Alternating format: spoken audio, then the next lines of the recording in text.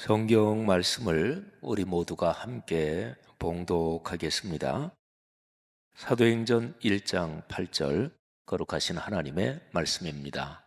오직 성령이 너희에게 임하시면 너희가 권능을 받고 예루살렘과 온 유대와 사마리아와 땅 끝까지 이르러 내 증인이 되리라 하시니라. 아멘. 늦가을입니다. 이제 12월로 넘어가고 그리고 다음 주일부터 대림절 첫 주가 시작이 됩니다. 1년 달력으로는 1월이 이제 시작이지만 교회력으로는 대림절 첫 주가 한 해의 시작입니다. 그렇게 보면 오늘은 한 해의 마지막 주일이기도 합니다. 이 아름다운 계절 또 대림절에 하나님께서 성도 여러분의 구체적인 생활에 마태복음 6장 33절의 축복을 부어 주시기를 바랍니다. 그런즉 너희는 먼저 그의 나라와 그의 의를 구하라. 그리하면 이 모든 것을 너희에게 더하시리라. 아멘. 여러분의 가정, 경제, 또 건강, 아들, 딸, 손녀, 손자 살아가고 자라가는 모든 문제, 또 입시와 그리고 결혼과 출산과 또 직장, 사업 모든 일에 주의 복이 함께 하시기를 주님의 이름으로 축원합니다.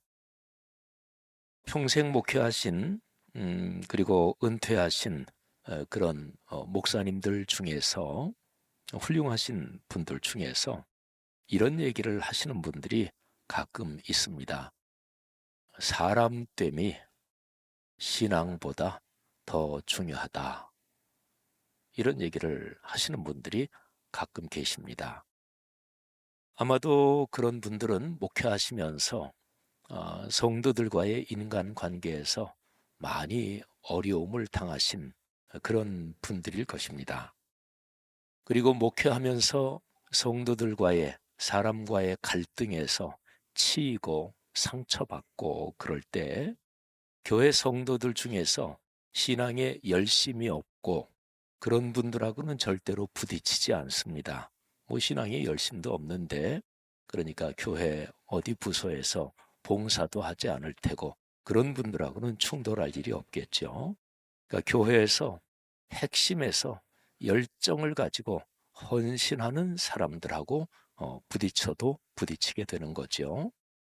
그런데 거기에서 상처를 입고 또 힘들었고 그런 분들이 이제 하시는 얘기죠.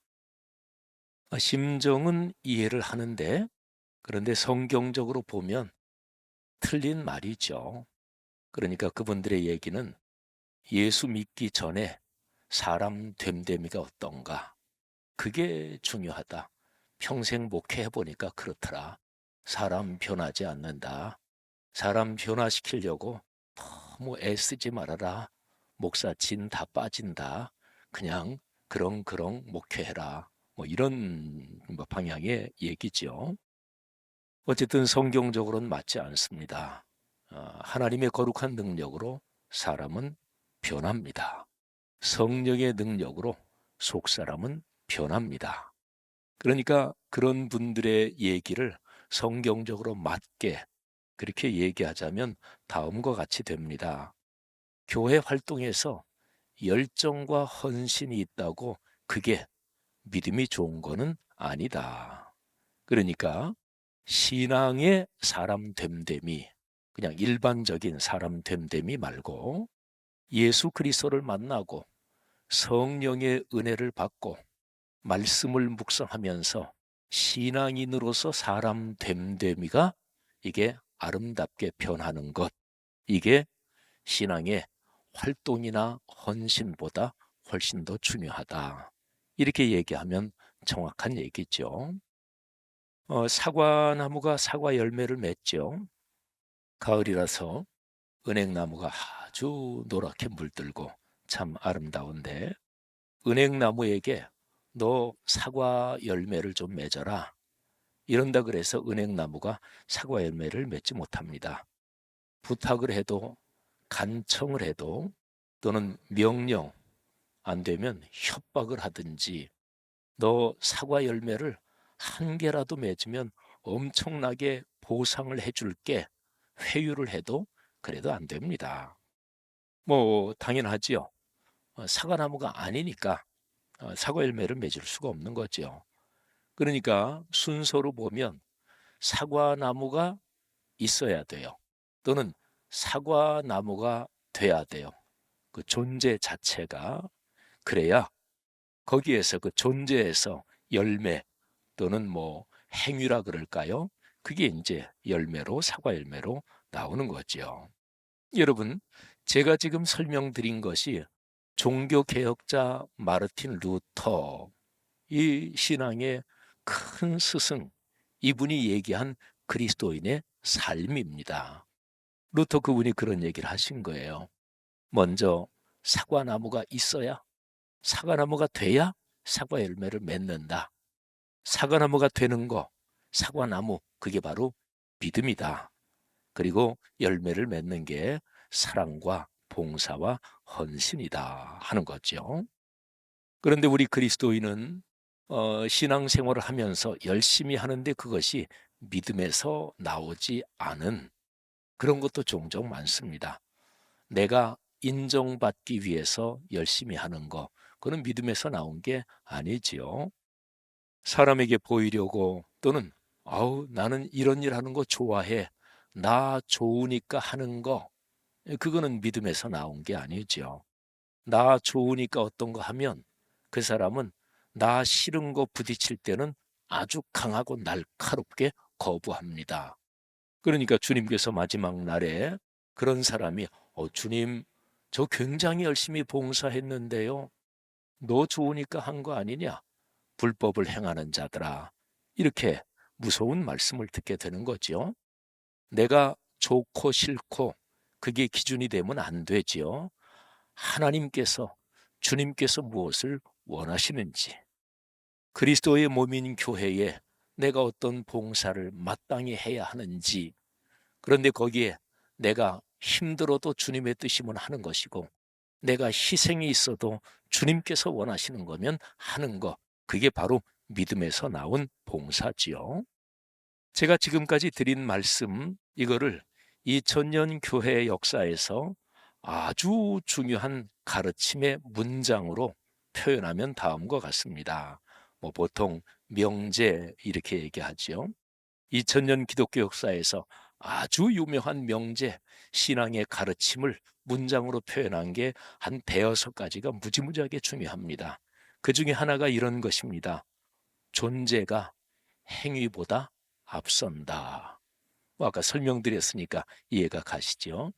사과나무라는 존재가 먼저 있어야 그래야 그 결과 행위, 사과 열매를 맺는다 하는 것이지요. 여러분 사도행전 1장 8절 말씀은 그리스도인이 잘 알고 있는 말씀인데 그런데 이 말씀이 이 구절에 기록된 대로 우리 그리스도인들에게 이해되느냐? 여기에는 물음표를 붙여야 합니다. 사도행전 1장 8절은 세 문장으로 요약할 수가 있어요. 첫째, 성령이 오신다. 두 번째, 너희가 권능을 받는다. 세 번째, 너희가 내 증인이 된다. 이 세 문장으로 요약할 수가 있습니다. 그리고 이제 거기에 있는 예루살렘, 온 유대, 사마리아 땅 끝, 그거는 이제 부차적인 설명이지요. 어디에서 증인이 되느냐? 이런 지역, 모든 삶의 현장에서 땅 끝까지 가서 증인이 된다. 그거는 부차적인 설명이고 중요한 문장은 세 가지입니다. 성령이 오신다. 그리고 너희가 권능을 받는다. 그리고 너희가 증인이 된다. 그런데요, 기록된 그대로 여기에 1장 8절에 기록된 그대로 보면 이렇게 세 문장으로 얘기할 수 있습니다. 그런데 한국 교회는 이 1장 8절 세 문장으로 요약한 거를 다음과 같이 보통은 생각을 했어요. 성령이 오신다. 너희가 권능을 받는다. 두 개까지는 똑같죠. 근데 세 번째 너희가 전도한다. 증언한다. 이렇게 한국교회는 지금까지 많이 그렇게 생각을 했습니다. 차이가 뭔지 한번 잠깐 머리에 생각을 해보십시오. 자, 성령이 오신다, 권능을 받는다. 이거 두 개는 뭐 됐고요. 그런데 세 번째, 너희가 전도한다. 보통은 그렇게 이해를 했단 말이죠. 그래서 한국교회에서는 사도행전 1장 8절을 우리 교회 교세 늘리자, 우리 교회 부흥시키자, 이 수단으로 1장 8절을 많이 사용했습니다. 그런데 1장 8절 구절을 정확하게 기록 자체를 잘 들여다봐야 되잖아요. 내가 그냥 휙 읽고 그리고 내 멋대로 이런 거구나 그러면 안 되잖아요. 예를 들자면 예수님께서 십자가에 달리실 때 오른쪽 왼쪽에 강도 2명이 십자가에 달렸습니다. 그런데 그 중에 한 강도는 예수님한테 자기의 영혼을 부탁했습니다. 주여, 당신의 나라에 들어가실 때 저를 기억해 주십시오. 그러면 그렇게 마지막 죽어가는 순간에 자신의 죄를 회개하고 예수님께 자신의 영혼을 부탁하는 강도는 오른편에 달렸던 강도일까요? 왼편에 달렸던 강도일까요? 우리는 보통 오른편 생각을 하는데 성경은 오른편, 왼편이 없습니다. 그러니까 성경은 정확하게 읽어야죠. 오른편에 달린 강도인지 왼편에 달린 강도인지는 몰라요. 그 대림절이 시작이 되는데 성자 하나님이 사람 몸을 입고 세상에 탄생하실 때 동방에서 박사들이 와서 예수님께 태어난 구세주께 예물을 드렸지요. 그 예물이 황금, 유향, 몰약 이렇게 됩니다. 동방 박사는 모두 몇 명일까요? 근데 성경에 동방 박사가 3명이다. 이런 언급은 명시적으로 나오지 않습니다. 그냥 예물이 3가지니까 3명이겠다. 물론 그래서 교회 역사적인 전승으로도 동방 박사는 3명 보통 이렇게 이야기를 하지요. 아무튼요. 성경은 정확하게 읽어야 되죠. 내가 휙 읽으면서 내 상식대로 그리고 내 선입관대로 판단하면 안 되잖아요. 근데 사도행전 1장 8절 맨 마지막에 너희가 증언한다 이렇게 돼 있지 않고 증인이 된다 이렇게 기록이 되어 있습니다. 그럼 그 차이를 생각해 보세요. 자, 1장 8절은 세 번째 증인이 된다. 근데 우리는 보통 증언한다, 전도한다 이렇게 읽었단 말이죠. 물론요. 진짜로 증인이 되면 그러면 전도합니다. 예를 들면 여러분이 지금까지 살아오시면서 가장 충격적인 좋은 쪽, 기쁜 일이라고 생각을 하십시다. 충격을 받는 데는 무시무시하게 재난이나 고난도 있으니까. 근데 그쪽 말고 지금까지 살아오시면서 가장 기쁘고 행복한 그래서 진짜로 충격적인 기쁨에 휩싸인 어떤 사건을 경험했다. 그런 거를 떠올려 보셔도 좋고요. 자, 그걸 경험했어요. 그런데 그거를 입을 콕 다물고 아무한테도 얘기 안 하고 지내셨어요? 그럴 수가 없습니다. 사람은. 제가 저희 교회 설교에서는 제 아이들 또 손자 손녀 얘기를 전혀 제가 안 합니다. 그런데 제 손녀 그 아이가 지금까지 저희 집에 있는데 곧 독일로 이제 돌아갑니다. 근데 얼마나 얘기하고 싶은지. 근데 우리 교회에서는 제가 한 번도 얘기를 안 했으니까 광고한 거 외에는. 그래서 한 두어 주 전 저 천호동에 있는 어떤 장로교회 저녁 때 집회 가서 거기서 제가 너무너무 얘기하고 싶은데 우리 교회에서는 제가 얘기를 전혀 안 했고 그래서 오늘 여기서 좀 자랑 좀 하겠습니다. 그랬단 말이에요. 여러분, 내 삶에 다가온 강력한 어떤 체험을 얘기 안 할 수는 없는 거예요. 얘기 안 한다. 그거는 체험이 강력한 거 아니에요. 말로 나는 엄청난 체험을 했어요. 그 거짓말이에요. 착각이에요. 엄청난 체험을 하면 얘기 안 할 수가 없는 거예요. 그리고 사도행전 1장 8절에 성령이 오신다. 이거는 저 태고적 창세부터 세상의 완전한 종말 모든 게 끝날 때까지 이 모든 시간의 흐름에서 한 번 있는 사건이에요. 성령 하나님께서 짐을 싸들고 이사 오셔서 사람들 마음속에 살러 오신 거예요. 이거를 체험하고 어떻게 얘기를 안 할 수가 있어요. 그죠? 그래서 진짜 증인이 되면 그러면 증언, 전도를 합니다.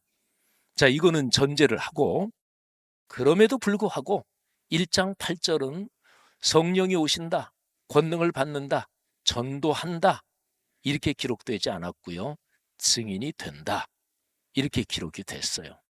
그러니까 1장 8절은 자, 여러분이 보시는 데서 이 공중의 문장 3개를 성령이 오신다, 그 다음에 권능을 받는다, 그 다음에 증인이 된다. 자, 여기까지가 1장 8절이에요.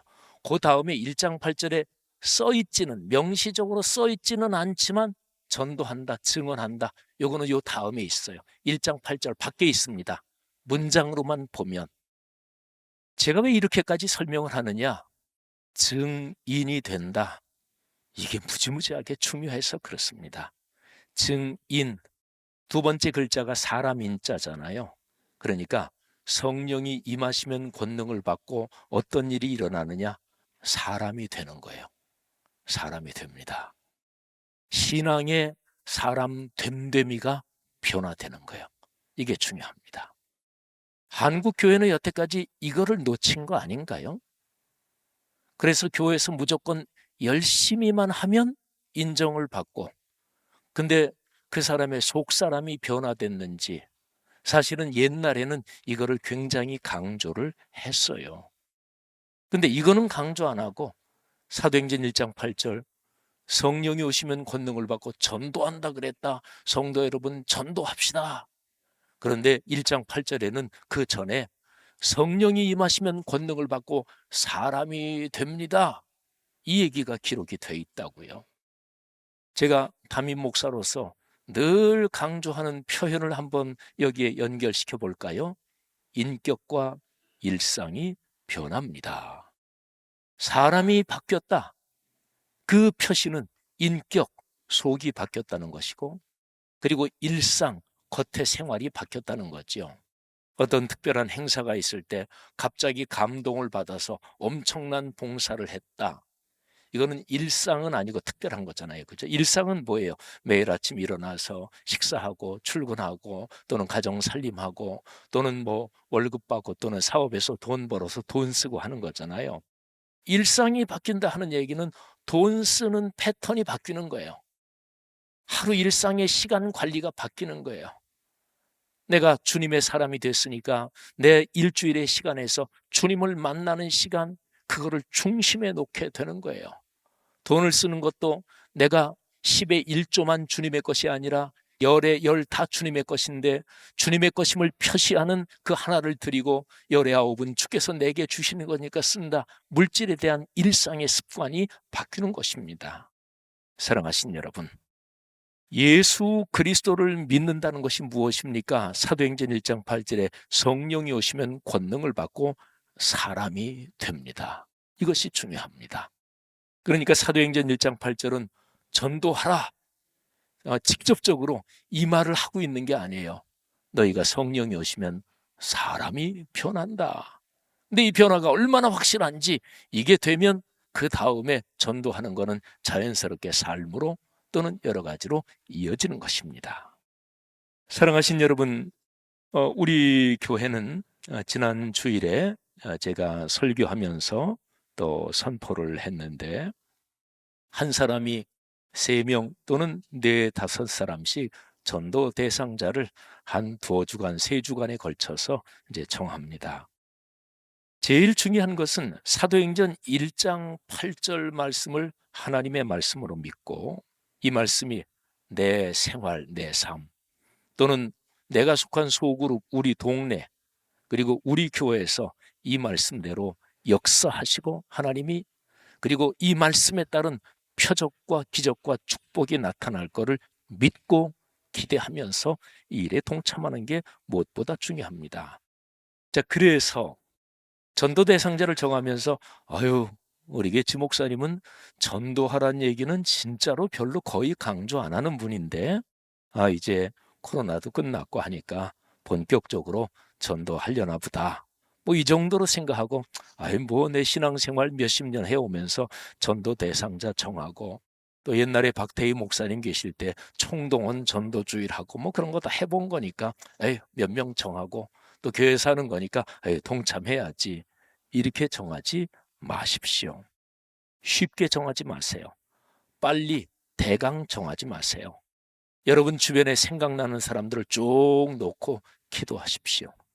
3명이든 4명이든 5명이든 쭉 이제 생각나는 사람 중에서 하나님 누구를 전도 대상자로 정할까요? 깊이 기도하면서 정하시기를 바랍니다.